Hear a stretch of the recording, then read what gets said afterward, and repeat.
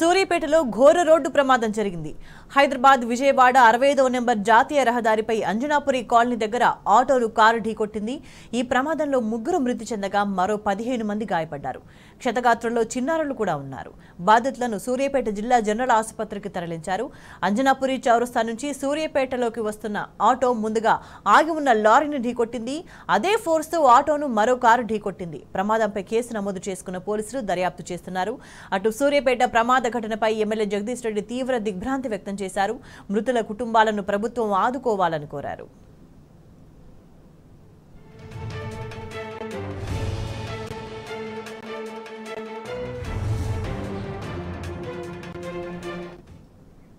ఈ ప్రమాదానికి సంబంధించి మరింత సమాచారాన్ని మా ప్రతినిధి రాము అందిస్తారు. రాము, గాయపడ్డ వాళ్ళ పరిస్థితి ఎట్లా ఉంది ప్రస్తుతం?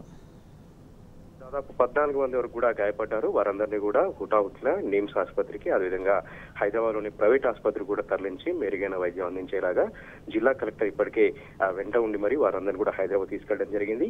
ఈ ఘటన పట్ల సూర్యాపేట సంబంధించినటువంటి శాసనసభ్యులు మాజీ మంత్రి జగదీష్ రెడ్డి కూడా హుటాహుటిన ఆసుపత్రికి వెళ్లి క్షతగాత్రులని పరామర్శించారు. చనిపోయినటువంటి కుటుంబాలకు కూడా ప్రగాఢ సానుభూతిని తెలపడం జరిగింది. సాయంత్రం 6-6:30 ప్రాంతంలో సూర్యాపేటలో దాదాపు 18 మందిని ఎక్కించుకొని జనగామ వైపుగా వెళ్తున్నటువంటి ఆటో ఒక్కసారిగా అదుపు తప్పి ఆగి ఉన్న లారీని ఢీకొట్టింది. ఆ వెంటనే వెనుకగా వస్తున్నటువంటి మరొక ఇన్నోవా కారు కూడా ఆ ఆటోని బలంగా ఢీకొట్టడంతో ఆటోలో ప్రయాణికుల్లో ముగ్గురు అక్కడికక్కడికే మృతి చెందారు. ఈ మృతుల్లో 2 మహిళలు, ఒక చిన్నారి కూడా ఉన్నారు.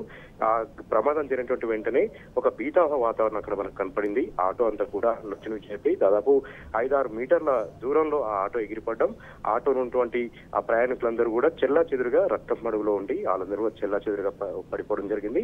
వెంటనే స్థానికులందరూ కూడా వారందరినీ క్షతగాత్రులందరినీ కూడా ఆసుపత్రికి తరలించి చనిపోయిన మృతదేహాలను కూడా సూర్యాపేట ఆసుపత్రి మార్చుకు తరలించారు.